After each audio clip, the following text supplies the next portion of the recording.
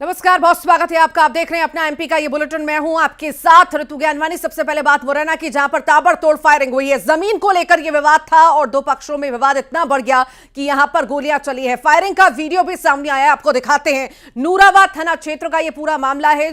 चौखुटी गांव की यह घटना आपको बता रहे हैं। मामले की जांच में फिलहाल पुलिस जुटी हुई है। ये तस्वीर आप देख रहे हैं जहां पर जमीन को लेकर दो पक्षों में विवाद हुआ है और विवाद देखते ही देखते इतना ज्यादा बढ़ गया कि फायरिंग की नौबत आ गई। यहां पर फायरिंग हुई है, ताबड़तोड़ गोलियां चली हैं। फिलहाल संज्ञान में मामला ले लिया गया है। ये तस्वीरें आप देखिए कि किस तरह से फायरिंग की जा रही है, ताबड़तोड़ गोलियां बरसाई जा रही हैं। संज्ञान में मामला लिया गया है। ज्यादा जानकारी के लिए सहयोगी अमित शर्मा हमारे साथ मुरैना से जुड़ गए हैं, उनसे जानकारी लेंगे। उनसे भी जानकारी ज्यादा लेंगे कि आखिर ये पूरा मामला क्या था, कैसे ये विवाद शुरू हुआ, क्या इससे पहले भी ऐसी स्थिति निर्मित हुई थी, ये सब जानने की कोशिश करेंगे। पहले आप तस्वीरें देखिए कि किस तरह से यहाँ पर ताबड़तोड़ फायरिंग हो रही है।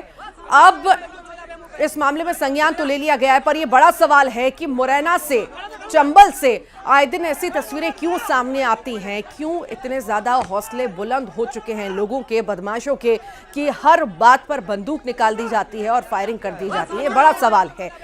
ये मुरैना की तस्वीर है जहां पर एक बार फिर से फायरिंग की तस्वीर सामने आई है, गोलियां बरसाने की तस्वीर सामने आई है, वीडियो सामने आया है जो कहीं ना कहीं डराता है कि किस तरह से बदमाश पूरी तरह से बेखौफ हो चुके हैं। मामले को सुलझाने की बजाय यहां पर गोलियां बरसाई गई हैं। ज्यादा जानकारी लेते हैं, सहयोगी अमित शर्मा हमारे साथ जुड़ गए हैं मुरैना से लाइव। अमित, आए दिन तस्वीरें चंबल से हमें देखने को मिलती है, किस तरह से बेखौफ वहां के लोग हैं, बदमाश हैं, हर छोटी बात पर यहां पर बंदूक निकाल दी जाती है। एक और तस्वीर सामने आई है, कब यह विवाद शुरू हुआ था, पुलिस अभी क्या कह रही है, लोगों का क्या कहना है, विस्तार से बताइए।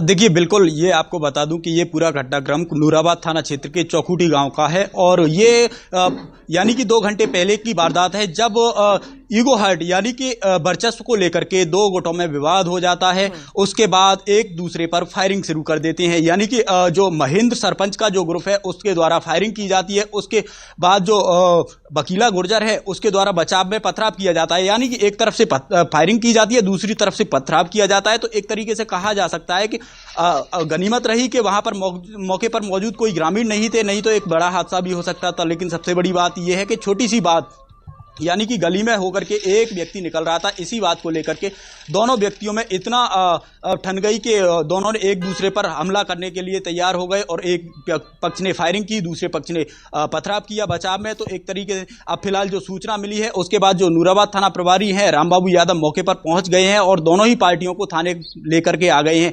इस जो विवाद में एक व्यक्ति घायल भी हुआ है, उसको भी उपचार के लिए जिला अस्पताल में भेज दिया है। लेकिन अभी तक यह पता नहीं चल पाया है कि जो फायरिंग की गई है वो लाइसेंसी हथियारों से की गई है या फिर अवैध हथियारों से की गई है। इस बात को लेकर के भी पुलिस तहकीकात कर रही है और ये पहले भी इन दोनों में विवाद हो चुका है। लेकिन अब ये विवाद कहां तक पहुंचता था, इस बात का कोई अंदाजा नहीं था। लेकिन शुक्रिया फिलहाल के लिए जानकारी साझा करने के लिए अमित।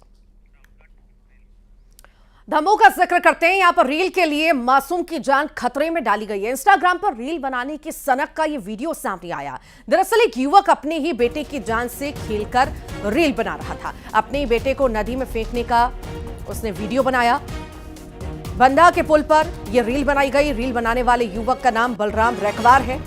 पुलिस फिलहाल मामले की जांच पड़ताल कर रही है। तो इस समय जुनून जो सवार है रील्स का, हर एक के ऊपर साफ तौर से दिखता है कि किस तरह से अपनी तो जान खतरे में डालते ही हैं, दूसरों की जान भी खतरे में डालते हैं। कुछ ऐसी तस्वीर सामने आई है जहां पर पिता पुत्र की जान के साथ खिलवाड़ कहीं ना कहीं कर रहा है।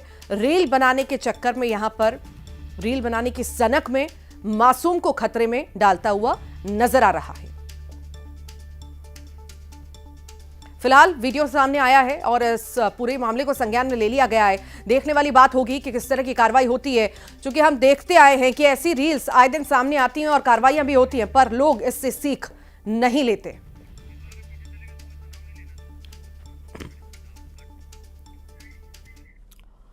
पटवारी भर्ती पर भोपाल में विरोध देखा जा रहा है। अभ्यर्थियों ने सरकार को 2 दिन का अल्टीमेटम भी दे दिया है। जांच रिपोर्ट सार्वजनिक करने की मांग इनके द्वारा की गई है। फिर से परीक्षा कराने की मांग ये लोग कर रहे हैं। अब दिल्ली में विरोध प्रदर्शन करेंगे अभ्यर्थी। साथ ही अभ्यर्थियों ने गंभीर आरोप भी लगाए हैं। हिरासत में लेकर परेशान करने के आरोप इनके द्वारा लगाए गए हैं। तो जांच रिपोर्ट फिलहाल सार्वजनिक करने की मांग इनके द्वारा और फिर से परीक्षा कराने की मांग भी इनके द्वारा की जा रही है। पटवारी भर्ती का विरोध लगातार जारी है और कई सारे संगीन आरोप भी प्रशासन पर लगाए गए हैं इनके द्वारा।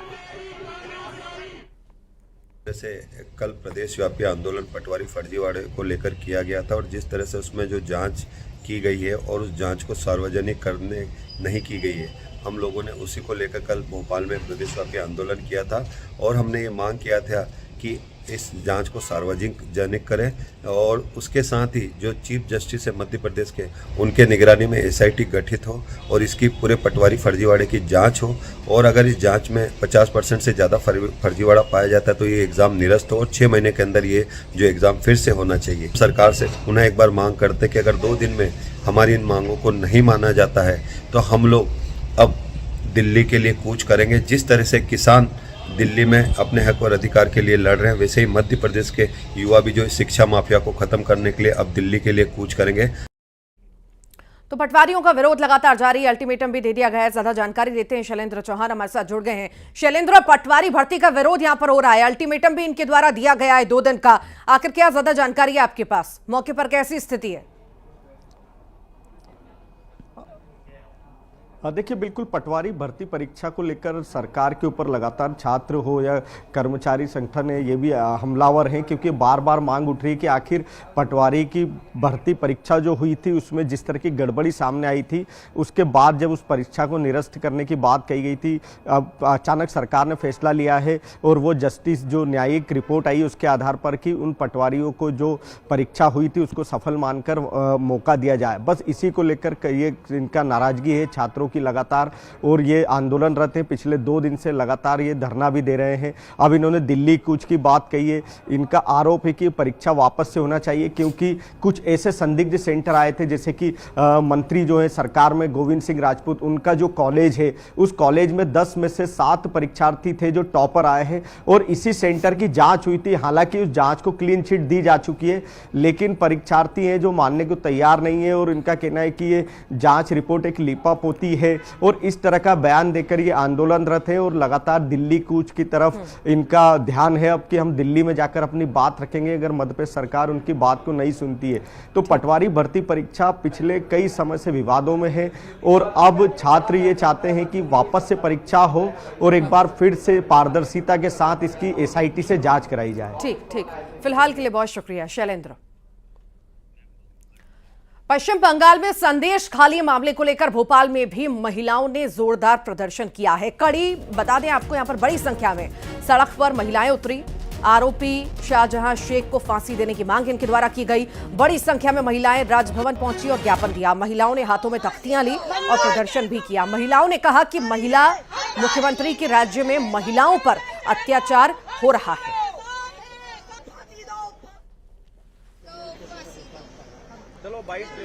तेरी गुंडागर्दी नहीं चलेगी, नहीं चलेगी। अत्याचारियों भारत छोड़ो, नारी है ममता, तेरी गुंडागर्दी नहीं चलेगी, नहीं चलेगी। महिलाओं पे बंगाल के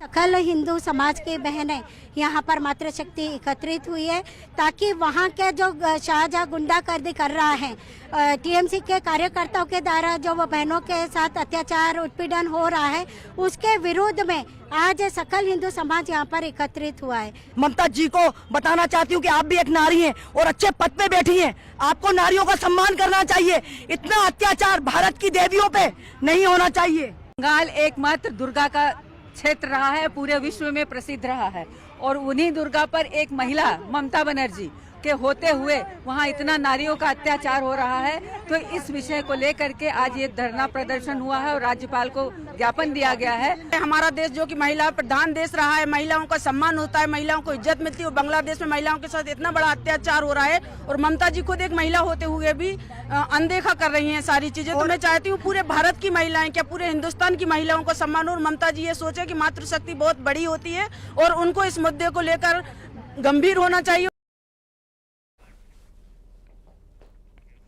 उज्जैन में रेप के आरोपी पर बुलडोजर चला है। आरोपी के घर पर बुलडोजर चला है। दुष्कर्म के आरोपी का मकान ढहा दिया गया है। आरोपी सुरेश बर्रा के अवैध निर्माण को ध्वस्त कर दिया गया। बच्ची के साथ दुष्कर्म का यह आरोपी है। नगरपालिका नागदा ने अवैध निर्माण को गिरा दिया है। बुलडोजर की कार्रवाई लगातार जारी है। बदमाशों पर नकेल भी कसी जा रही है और ये रेप का आरोपी है जिसके घर पर बुलडोजर चला है, उसका मकान ढहा दिया गया है। उज्जैन का हम जिक्र कर रहे हैं जहां पर इस आरोपी ने बच्चे के साथ रेप किया था और इसी मामले में अब ये बड़ी कार्रवाई देखने को मिली।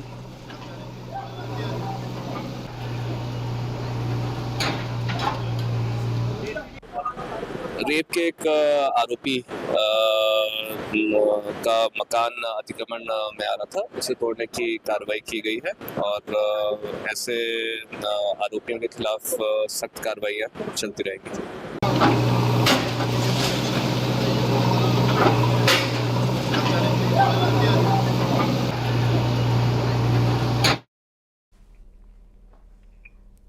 और अब जिक्र करते हैं डिंडौरी सड़क हादसे का। यहां पर जो ड्राइवर था वो गिरफ्तार हो चुका है। अनफिट पिकअप का भी खुलासा हुआ है। पिकअप पलटने से 14 लोगों की मौत हुई। सीएम ने 4-4 लाख की आर्थिक मदद की घोषणा भी की। मंत्री संपत्तिया उइके ने घायलों से मुलाकात भी की और इस मामले में अब जो है ड्राइवर की गिरफ्तारी हो चुकी है। और साथ ही साथ आपको ये भी बता दें, जो पिकअप थी वो पूरी तरह से अनफिट थी और अनफिट होने की वजह से ही कहीं ना कहीं बड़ा हादसा हो गया। अब इस मामले में संज्ञान तो लिया ही गया, साथ ही साथ जो मृत लोग हैं उन्हें भी सहायता प्रदान की जा रही है। जो घायल हैं बुरी तरह से, उनके लिए भी सहायता मुख्यमंत्री द्वारा। तो ये बड़ी घोषणा मुख्यमंत्री के द्वारा की गई है। साथ ही साथ आपको बताएं कि मंत्री संपत्तिया उइके ने घायलों से मुलाकात भी की है।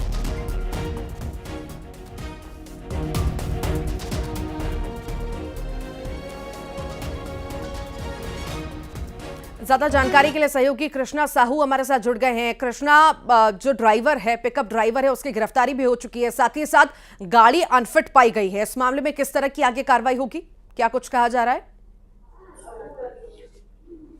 जी बिल्कुल बताना चाहूंगा ऋतु कि जो डिंडोरी जो सड़क हादसा हुआ था, बड़ा भीषभत्स हादसा हुआ है। इसमें करीब 14 लोगों की मौत हो गई है। इस मामले में जो जो पिकअप वाहन चालक है वह गिरफ्तार हो गया है। इसके साथ ही जो पिकअप वाहन है वह अनफिट पाई गई है। इस पर अभी जांच लगातार जारी है। कैबिनेट मंत्री संपत्तिया उइके मौके पर पहुंची थी। उन्होंने परिजनों से बात की, घायलों के परिजनों से बात की और इसके साथ ही जो मृतक हैं उनके परिजनों से बात की। और जो कैबिनेट मंत्री संपत्तिया उइके को देखकर यहाँ पर जो परिवारजन है वो बिलख पड़े थे, रो पड़े थे। उन्होंने अपना घटनाक्रम बताया था उनको। इसके बाद यहाँ पर जो उन्होंने उच्च स्तरीय जांच का आश्वासन दिया है। इसके साथ ही अभी हम अस्पताल में मौजूद है, सामुदायिक स्वास्थ्य केंद्र में, और यहाँ पर जो करीब 21 लोग जो घायल हुए थे, जो भर्ती किए गए थे, उनमें से अभी सिर्फ 10 लोग ही बचे हैं। बाकी 10 लोगों को रेफर कर दिया गया है।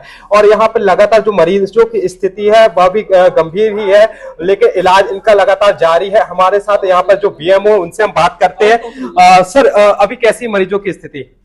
अभी मरीजों की स्थिति ठीक है। जो 20 मरीज करीब घायल थे, जिनमें से 10 मरीज जो है हमने जबलपुर मेडिकल के लिए रिफर कर दिया है और ऑन द स्पॉट जो है 14 लोगों को डेथ हो गई थी बहुत में। वहाँ ये शादी में जा रहे थे, वहाँ से लौट रहे थे। इनका जो है मसूरी देवरी से, अमाही देवरी से गए थे ये, वहाँ से लौट रहे थे तो लगभग बिछिया के पास, बड़झर के पास इनकी पिकअप पलट गई थी, जिसमें लगभग जो है ये लोग 31 लोग करीब थे। सर, जब लाया गया था उन्हें तो उनकी स्थिति कैसी थी और अभी कैसी स्थिति बताई जा रही है इनकी? अभी तो इनके जो है इलाज हो चुकी है, पट्टी वगैरह सभी की हो चुकी है। अभी जितने लोग मरीज हैं वो स्टेबल हैं और जो गंभीर अवस्था में थे उनको हमने जबलपुर मेडिकल के लिए रिफर कर दिया है। एक मरीज था जिसको हमने रिफर किया था मेडिकल के लिए, वो रास्ते में खत्म हो गया था तो उसे वापस ले आए। इस प्रकार से 14 मरीज जो है डेथ हो गए। सर, जो गंभीर मरीजों को जिनका रेफर किया गया है, अभी उनकी स्थिति कैसी है? अभी ठीक है, उनकी स्थिति एम्बुलेंस में पहुंच गए हैं। 2-3 मरीज और जा रहे हैं, वो पहुंच जाएंगे। ठीक कृष्ण, बहुत बहुत शुक्रिया फिलहाल के लिए। तो वहीं सीएम डॉक्टर मोहन यादव ने डिंडौरी हादसे पर गहरा दुख व्यक्त किया। सीएम ने मृतकों के परिजनों को 4-4 लाख की आर्थिक मदद की घोषणा की, साथ ही घायलों के लिए 1-1 लाख की मदद का ऐलान भी कर दिया है। सीएम ने कहा कि घटना की जांच के आदेश दे दिए गए हैं। प्रशासन को निर्देश दिया गया है कि घायलों के इलाज में कोई कमी ना रहे। इस बात का बड़ा दुख है। डिंडोरी में बीती रात जो घटना हुई उसमें लगभग 14 लोगों काल कवलित हुए हैं, दिवंगत हुए हैं। मैंने तुरंत मौके पे हमारी साथ की मंत्री संपत्तिया उइके जी को भेजा है। साथ ही मृतकों के लिए 4-4 लाख रुपया, वैसे तो इसको क्या बोलना चाहिए, लेकिन ऐसे कठिन समय में परिवार की सहायता करना हम सबका फर्ज बनता है। बीमार जो इस अवसर पे हुए सबको 1-1 लाख रुपए देने की शासन की तरफ से घोषणा की गई है। मैं कोशिश करूँगा कि ये खासकर मुझे जानकारी में आई कि बीती रात की घटना है। पोस्टमार्टम में क्लियर होगा कि चालक दारू पिए हुए है, क्या है, कैसा है। यद्यपि वाहन में जो सवारियां हैं वो वाहन भी उनका निजी वाहन है और निजी वाहन में खुद के परिवार के लोग सारे बिठाए हुए हैं, कोई वो भाड़े की कोई किराए की गाड़ी नहीं है। लेकिन फिर भी पूरी जांच करने के लिए मैंने इसके आदेश दे दिए हैं। इसकी रिपोर्ट आएगी, जो जवाबदार होगा उस संबंध में कार्रवाई की जाएगी। तो इसी बीच बड़ी जानकारी आपको दे दें, आईपीएल की तर्ज पर एमपीएल की तैयारी अब हो रही है मध्य प्रदेश में अब शुरू हो सकती है अपनी क्रिकेट लीग। सूत्रों के मुताबिक ये बड़ी खबर है, आईपीएल की तर्ज पर हो सकता है एमपीएल यानी Madhya Pradesh premiere league. Tournament में 5 से 6 टीमें शामिल हो सकती हैं। जल्द ही फ्रेंचाइजी भी तय होने की संभावना जताई जा रही है। एक टीम में 20 से 25 खिलाड़ी हो सकते हैं। साथ ही साथ 25,000 से 1 लाख रुपए तक हो सकता है बेस प्राइस। बोली के हिसाब से फ्रेंचाइजी से खिलाड़ी को पैसे मिलेंगे। एमपीएल के जरिए खुल सकते हैं नए रास्ते। एमपीएल में अच्छे प्रदर्शन पर खिलाड़ियों को बड़े मौके भी मिल सकते हैं। और सूत्रों के मुताबिक ये बड़ी खबर है कि T20 फॉर्मेट में शुरू होगी एमपीएल।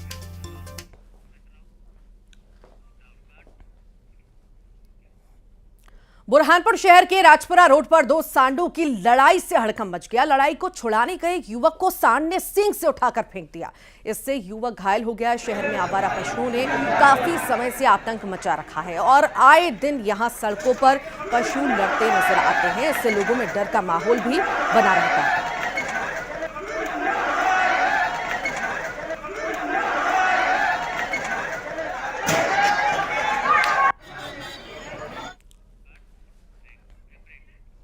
और इसी के साथ ही यहां रुक रहे हैं, छोटे से ब्रेक के लिए। जल्द लौट रहे हैं और भी खबरों के साथ।